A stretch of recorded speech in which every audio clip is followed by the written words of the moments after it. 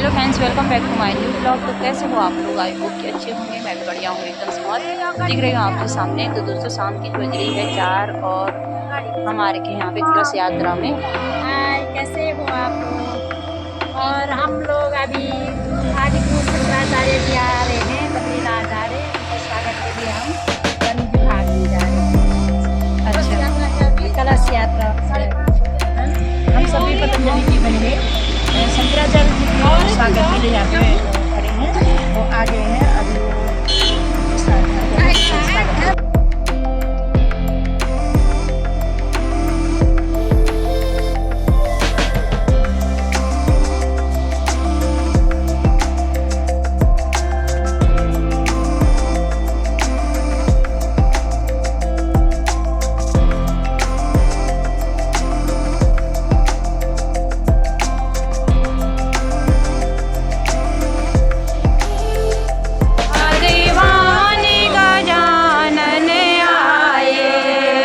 सब देवों ने फूल बरसाए, भगवान शंकराचार्य आए। कोई धूप जलाए, कोई दीप जलाए, कोई धूप जलाए, कोई दीप जलाए, कोई मिलकर आरती गावे, भगवान शंकराचार्य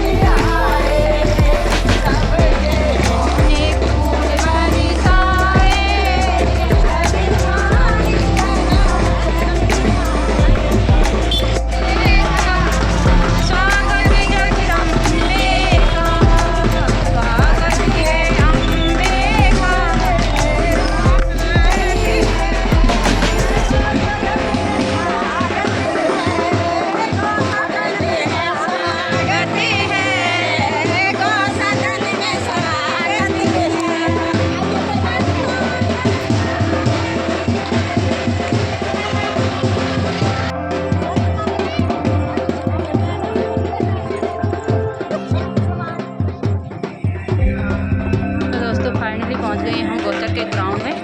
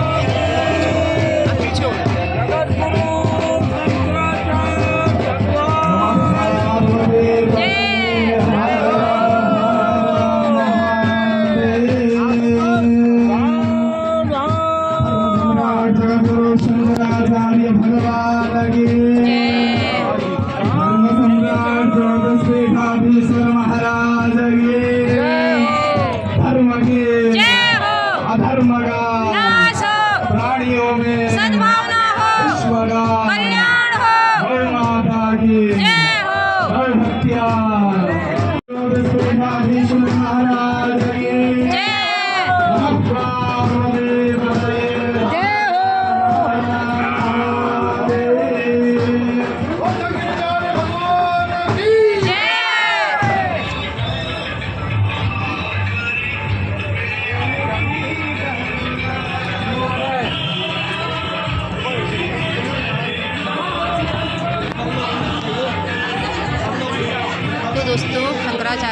पे गौ सदन में देख रहे हैं कि यहाँ पे कैसी व्यवस्था हो रही है।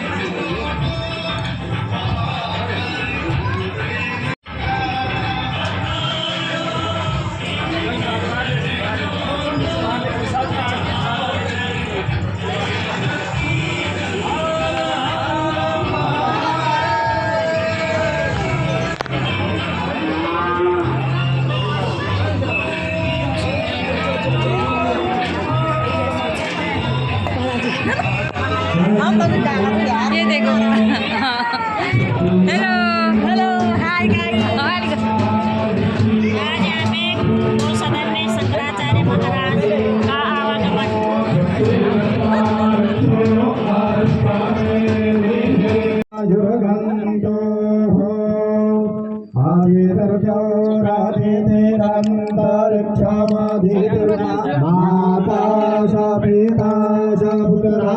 बैठ जाइए माता जी, सब लोग बैठ जाइए।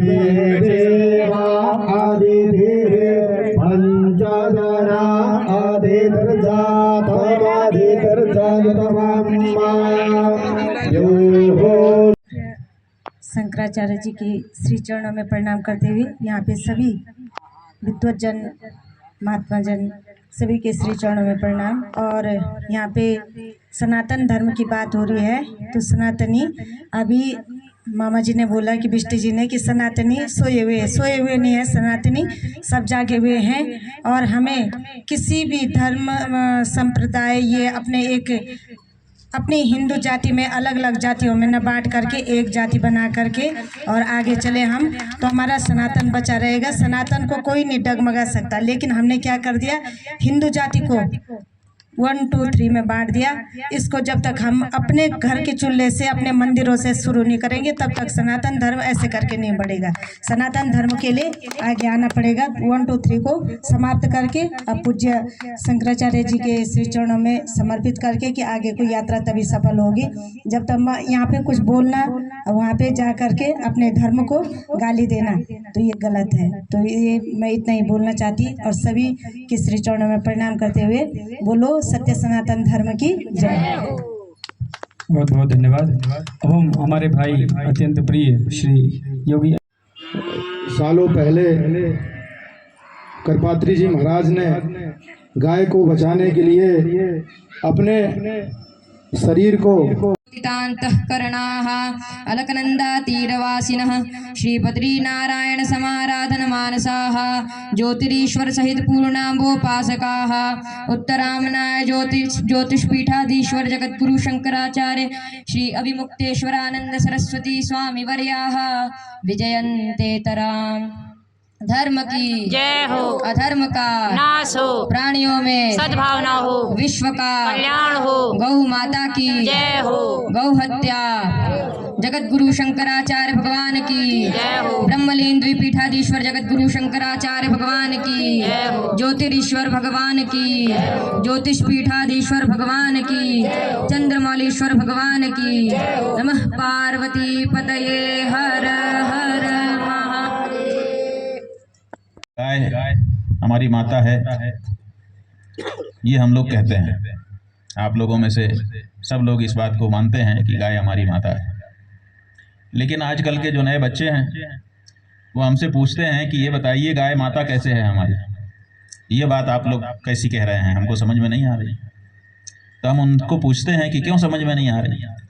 वो कहते हैं गाय अगर हमारी माता होती तो हमारे भी 4 पैर होते, हमारा भी चेहरा मोहरा उसी के जैसा होता, हमको भी सींग पूंछ होती।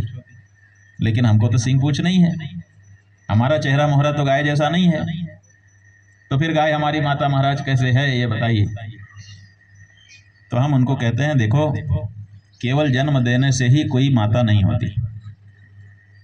इसीलिए गाय ने हमको जन्म दिया होता तो हमारे भी 4 पैर खुर होते, सींग पूंछ होती, चेहरा मोहरा वैसा होता। लेकिन गाय ने हमको जन्म दिया नहीं है, इसीलिए हमारा चेहरा मोहरा उनके जैसा नहीं है, इसलिए वो हमारी जन्मदात्री माता नहीं है। तो फिर कैसे माता है? कुछ लोग कहते हैं कि गाय इसलिए माता है क्योंकि उसने हमको दूध पिलाया है, दूध पिलाने के कारण वो हमारी माता है। लेकिन इस पे बच्चे तर्क दे देते हैं कि अगर दूध पिलाने मात्र से कोई माता हो जाता है तो भैंस भी तो दूध पिलाती है। जहाँ गाय नहीं है वहाँ भैंस है, वो दूध देती है, तो उसका दूध पी करके हम भैंस माता क्यों नहीं कहते। जहाँ वो भी नहीं है वहाँ बकरी है, वो दूध देती है, उसका दूध पी करके बड़े होते हैं, लेकिन बकरी माता तो नहीं कहते। इसी तरह से अलग अलग जगह में अलग अलग और भी ऐसे पशु हैं जो दूध देते हैं और उनके दूध से पोषण मिलता है बच्चों को, लेकिन उनके दूध को पी करके उनको माता शब्द से अभिहित नहीं किया जाता। इसलिए ये भी कहना मुश्किल है कि गाय ने हमको दूध पिलाया है इसीलिए गाय हमारी माता है। तो फिर ये रहस्य समझने के लिए मन उतावला हो जाता है कि आखिर गाय को माता हम कहते क्यों हैं।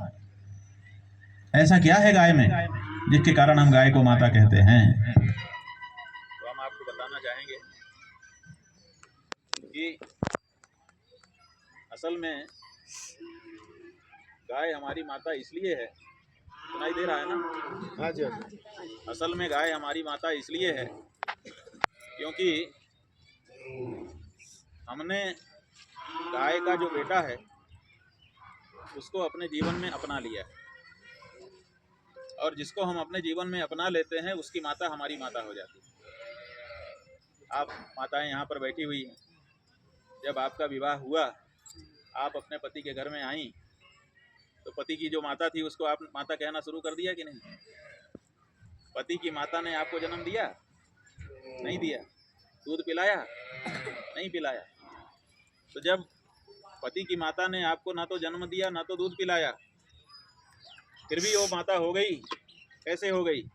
क्योंकि पति को आपने अपने जीवन का अंग बना लिया, जीवन में शामिल कर लिया, इसीलिए पति की माता आपकी माता हो गई। इसी तरह से आपके जो पति देव हैं उन्होंने आपको जन्म देने वाली जो माता है उसको माता कहना उसी दिन से शुरू कर दिया। क्यों? आपके पति को तो आपकी जन्म देने वाली माता ने जन्म नहीं दिया, न दूध पिलाया, फिर भी उनको आप माता शब्द संबोधित करके बोलते हैं आपके पति। क्यों? क्योंकि आपको उन्होंने अपने जीवन में शामिल कर लिया, इसलिए आपकी जो माता है वो उनकी भी माता हो गई। इसका मतलब यह है कि हम जिसको अपने जीवन में शामिल कर लेते हैं उसकी माता हमारी माता हो जाती है। हमारे कोई मित्र हो जाएं तो मित्र की माता हमारी माता हो जाती है। तो हमने एक ऐसी वस्तु है जिसको अपने जीवन में शामिल कर लिया है, और इसीलिए उसकी जो माता है वो हमारी माता हो गई है। और वो वस्तु क्या है? वो वस्तु दूसरी कुछ नहीं है, वो वस्तु है धर्म, सनातन धर्म। ये जो सनातन धर्म है, शास्त्रों में इसका स्वरूप गाय के बेटे वृषभ के रूप में बताया गया है। तो धर्म जो है जब प्रकट होता है तो वृषभ के रूप में प्रकट होता है, और उसी सनातन धर्म को हमने अपने जीवन में अपना लिया, इसीलिए उसकी जो माता गाय है वो हमारी माता हो गई है।